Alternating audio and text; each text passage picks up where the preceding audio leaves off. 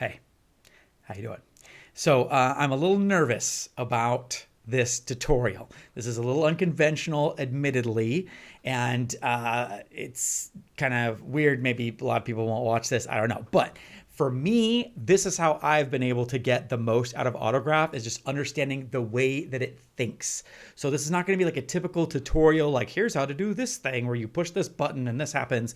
It's going to be kind of like this like esoteric, weird, like abstract thing where we kind of just like look at the way Autograph thinks. When I met Francois, the cool French guy that developed Autograph, and I talked to him about like his upbringing, his family, his background. He mentioned he had an artist mom and a dad who does like computer development. And so understanding that he has this kind of sense of art, design, organization, I start to see that through Autograph, how that's all trickled down, and understanding this kind of like repetition and how things are like repeated in this kind of like very well organized way. It really helped me to see Autograph and really just kind of get it. Because most creative software applications today, that we use, they're typically made with like teams of people, right? And like over time. So you might have like one person's in charge of one feature, another group of people is in charge of another feature, and over time a different group does another feature, whatever. And it kind of feels like that, right? But Francois has had this singular vision for Autograph and has kind of been the shepherd of it the whole time. And you could kind of feel that cohesion throughout all of the product. And I think that makes a tremendous difference in being able to use it and get the most out of it. So I hope you feel that way too. Let's dig in. Let me show you what I'm talking about. So in the last tutorial, we looked at generators and modifiers a little bit. We know that generators make stuff and modifiers fiddle with that stuff, but it goes so much deeper than that. And I should say it goes so much wider than that. So here we have, for example, a layer, and its source is the noise generator. And, it's not a big, huge revelation that we can add an effect to that. We could add a modifier and add an effect to this whole layer. Nothing really new there. But what is new and different and revolutionary about Autograph is that we could add generators and modifiers to every property. So when we have the evolution value, we could animate this if we want to, but also we have a list of generators that work specifically with evolution. So these are not all the same. So if we go up to the color list and we see the generators here, they're not the same as the generators for evolution. Same thing with the modifiers. The modifiers for evolution are unique to evolution, and then color has its own set of modifiers that only work with color. So if you just take a moment and think about the power of that just the color property alone has its own set of generators that can make it do all kinds of cool tricks. And it also has its own set of modifiers that can make those generators tweak more and tweak the color value itself. This is absolutely just such a fun playground of tools to work with to create. In the last tutorial, we looked at the current time generators. We go to evolution, and you could use current time to very quickly animate this. Set a multiplier to, 40, and now all of a sudden we have animation, boom. It's just a second. It's so quick. I'm gonna go back to noise. Let's do something a little bit more unconventional though. I'm gonna go to color, go to generator, and generate a sample gradient. Now we can't apply a gradient to this because this property is a single color. But watch what we can do here. I can go to simple gradient, open up gradient, and I'm going to change this to kind of like a fiery color palette. So I'm going to say red, and then I'm going to click in this band right here, the little plus icon. There you go, a circle with the plus. Click on that to create maybe like an orange color here, a fiery orange, I'll call it. And then go over here with like a pale yellow. So we have just like this kind of like, fiery color palette.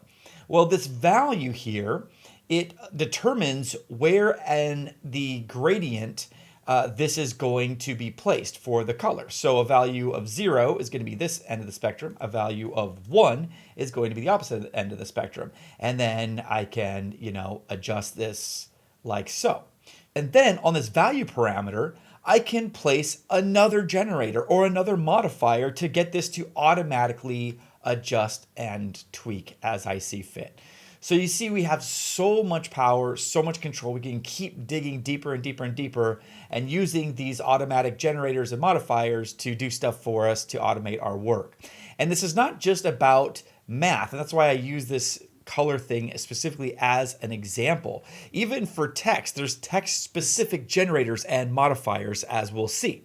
So I have a text layer here. I'm going to select it, and I'm going to use something called plain text. And there are some modifiers that only work and generators that only work when we're using plain text. So I have that enabled, and in that case, we don't type here in the viewer panel like we normally do. We type our text here in the source text little area here.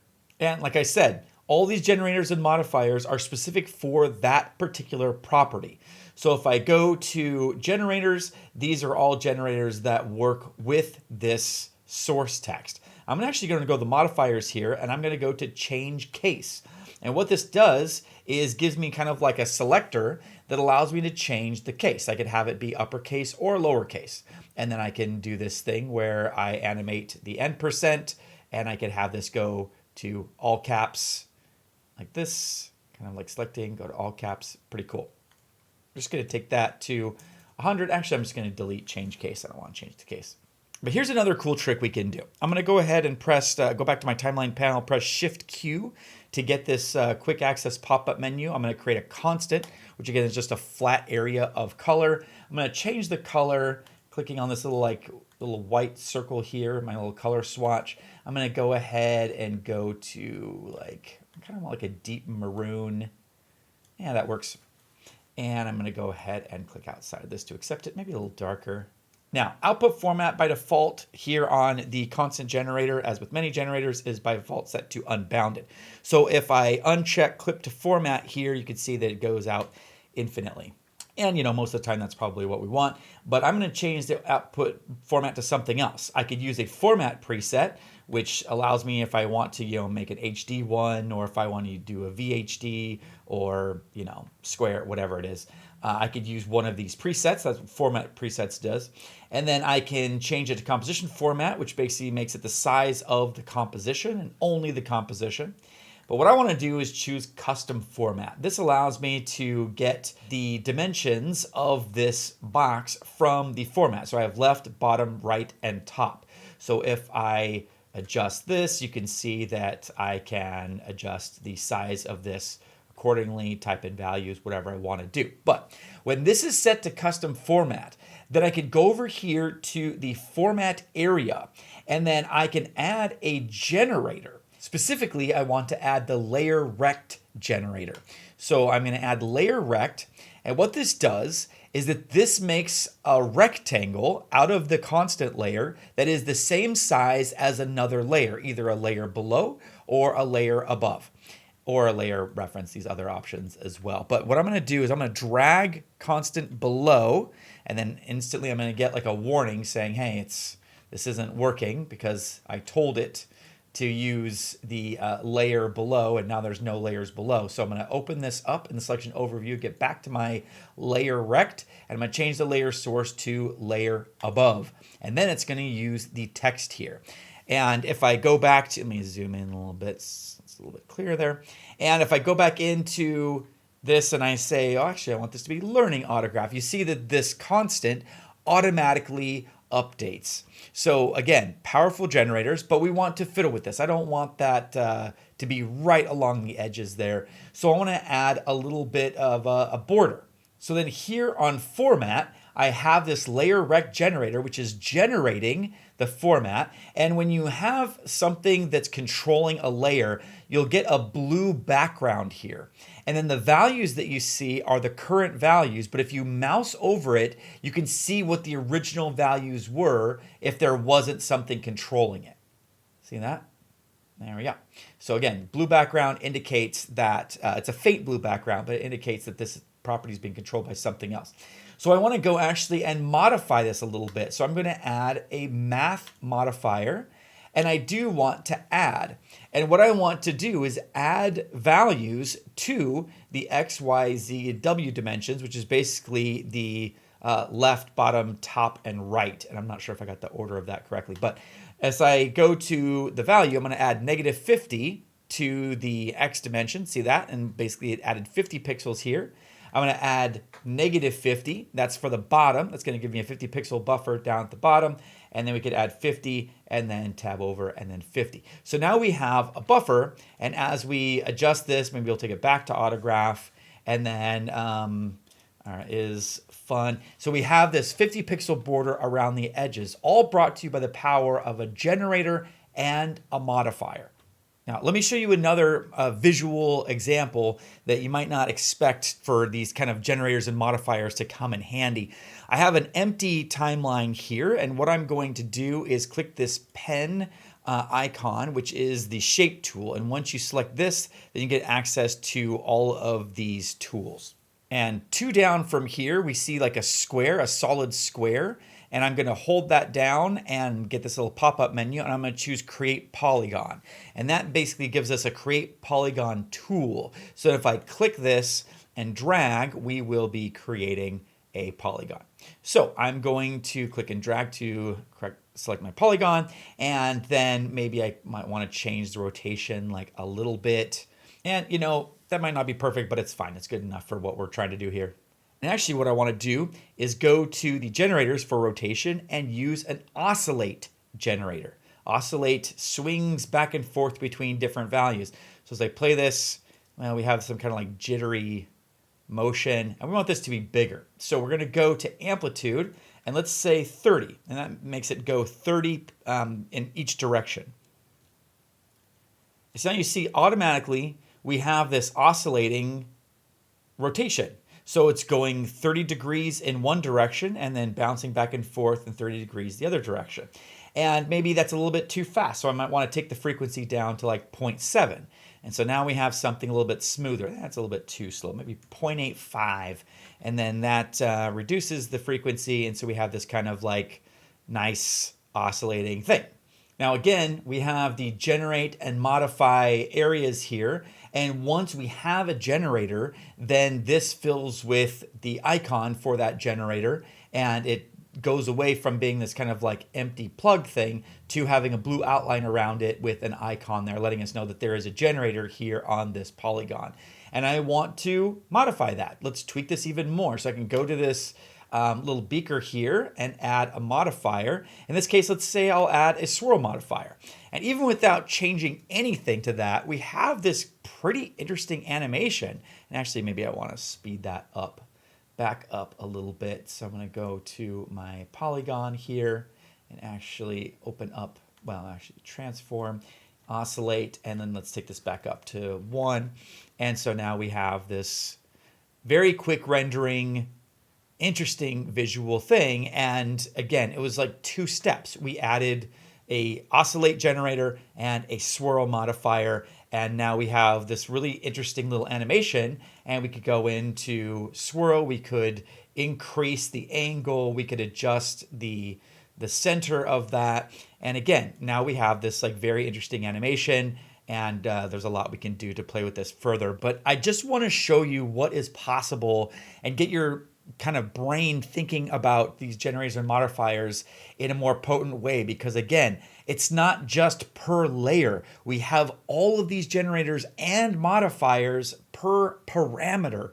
It really opens up what you can do creatively with an object as you're working in Autograph. As you right click on a layer, there are a few other options here, like you can right click and there are some categories of things here that you can play with. But for the most part, all the stuff that you're going to be doing exists with the generators and modifiers. They are so powerful. And I think that that's the part of Autograph that I've fallen in love with most, because there's just so much power there. You know, another thing that I mentioned in the last tutorial as well to look out for throughout Autograph, if I open up this like 4th comp here, is the idea of this rollovers in drop-down menus. And I really kind of just touched on it briefly a little bit, but there's so much more to it. If I select my text layer here, go to my text panel, if I go to my fonts, even rolling over fonts, even stylized text, I put a glow on this, and even with that, I can still just roll over and preview what my exact text with the effect looks like in all these different fonts without applying anything. So I could see which one that I like. I mean, that is just such a great feature to just roll over, move my mouse, preview stuff, and if I don't like anything, click away to deselect. Now, I've also mentioned the interpolation presets. I'm just going to quickly create some keyframes here that I don't care about. Move this just like slightly, just so we have some keyframes. And then I right click and I could go to these parameters here, these main staples of just linear, constant, broken, et cetera, or I could go to these interpolations. And now also previously we talked about how we could use those same interpolation presets when we're adjusting gradients, and we could select a gradient stop, come over here and look at this broken drop down and adjust our gradient in this way. And I'm just rolling over, but we're adjusting the interpolation of this gradient and how these colors fall across each other just by rolling over this. It's just stunning. But it goes even crazier than that. I'm going to go to my noise layer and I'm going to select it, and I'm going to add a color correction effect. I'm going to actually add color curves. And even color curves, if we go to, let's say, master, and I click this little curve icon, it opens up the curve editor. And so we can go over here and play with color curves like a regular curves effect. But if I right click on this, I can go to interpolations, and actually you'll see here that I can adjust the color corrections. And as I adjust these values, we're seeing that we're even tweaking the color of this as well. Just going to delete that. But that's another place where the color curves and the rollover previews come in handy, even with color correction. In compositing work, I can go up to my channels here in the upper left-hand corner of the viewer and click my channels and roll over and see the different color channels, different stuff with the alpha, all kinds of stuff, just by rolling over without changing anything. And also, as we talked about previously, I could select layers, go to the blend mode, the little squares here, and preview all the different blend modes just by rolling over. Ooh, that's kind of cool. And I can also just kind of get a feel for what these do by mousing over them without even needing to apply anything. So again, I wanted in this video to just help you understand how Autograph thinks. I had mentioned Francois and I mentioned his background with his family, and I think that you can see that here in the way that there are generators and modifiers for all the parameters all throughout, and how this idea of rolling over menu items without applying things is consistent throughout. And I think that if you go into Autograph understanding kind of this general vibe it has all throughout, I think you'll appreciate it more and you'll get up to speed a little bit quicker.